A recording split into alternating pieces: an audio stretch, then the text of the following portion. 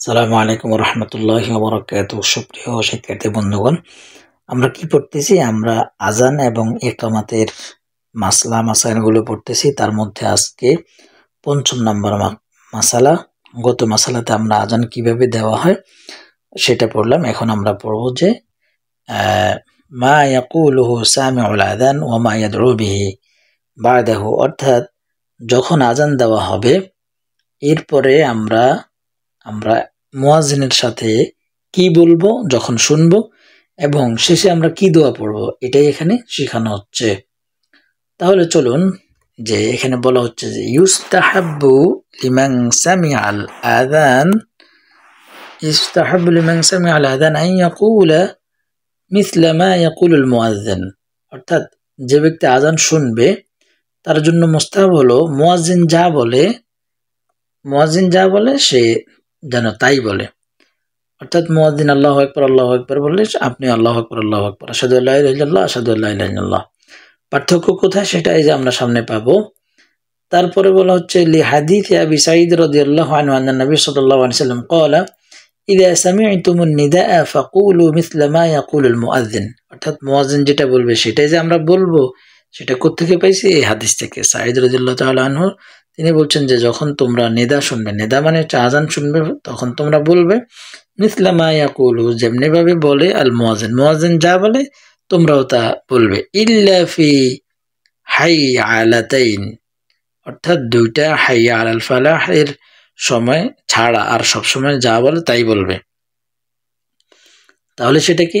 ফায়ুশরা'উ সামিউল আযান আন ইয়াকুল, মানে যখন যে ব্যক্তি আযান শুনবে তার জন্য শরীয়ত হলো এই হাইয়া আলাস সালাহ, হাইয়া আলাল ফালাহ সময় লা হাওলা ওয়ালা কুওয়াতা ইল্লা বিল্লাহ এটা বলা।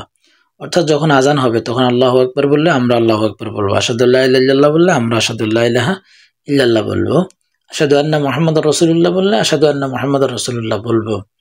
কিন্তু যখন হাইয়া আলাস সালাহ বলবে তখন আমরা বলবো লা হাওলা ওয়ালা কুওয়াতা ইল্লা বিল্লাহ। আকিবা কওলিল মুয়াজ্জিন হাইয়া আলাস সালাহ وكذا عقب قوله حي على الفلاح لحديث عمر بن الخطاب رضي الله عنه في ذلك, অর্থাৎ বলা হচ্ছে যে মুয়াজ্জিনের হাইয়া আলাল ফালাহ হাইয়া আলাস সালাহ বলার পর এটা বলতে হবে। এটা আমি একটু আগে আপনাদেরকে বললাম। আচ্ছা, এরপরে সামনে কি আছে? তাহলে আজানের জবাব আমরা কিভাবে দিব? যখন মুয়াজ্জিন যা বলে তাই বলবো। হাইয়া আলাল ফালাহ হাইয়া আলাস সালাহ সময় আমরা লা হাওলা ওয়ালা কুওয়াতা ইল্লা বিল্লাহ এটা বলবো। এটা জবাব এইভাবে দিব।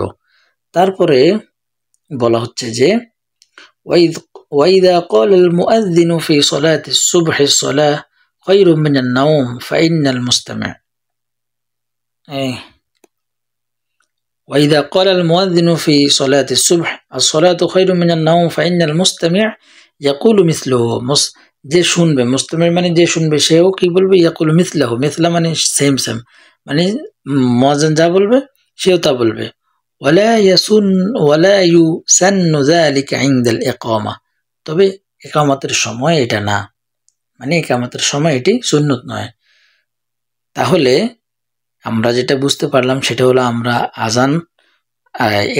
আজানের জবাব কিভাবে দিব? মুয়াজ্জিন যা বলবে আমরা তা বলবো। তবে হাইয়া আলাস সালাহ হাইয়া আলাল ফালাহ এর সময় আমরা কি করব?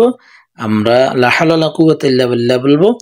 আর যখন ভোর রাতে as-সালাতু খায়রুম মিনান নাওম বলবে তখন আমরাও as-সালাতু খায়রুম মিনান নাওম এটাই বলবো। তবে এটা ইকামতের সময় এটা সুন্নাত নয়।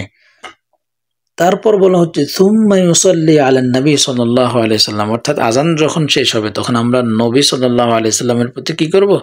দুরূদ পড়ব। তো সেটা কিভাবে? আল্লাহুম্মা রাব্বা হাযিহি দাওয়াতিত তাম্মাহ ওয়াস সালাতিল কায়িমাহ আতি মুহাম্মাদান আল ওয়াসিলাতা ওয়াল ফাদিলাহ ওয়াবআথহু মাকামান মাহমুদান আল্লাযী ওয়া'আদতাহ। এই দোয়াটা আমাদেরকে মুখস্থ করে আজানের পরে আমরা এটা পড়তে হবে। তাহলে আমরা আজানের জবাব কিভাবে দিব এবং আজান শেষে কি বলবো আমরা এটা শিখলাম। আলহামদুলিল্লাহ।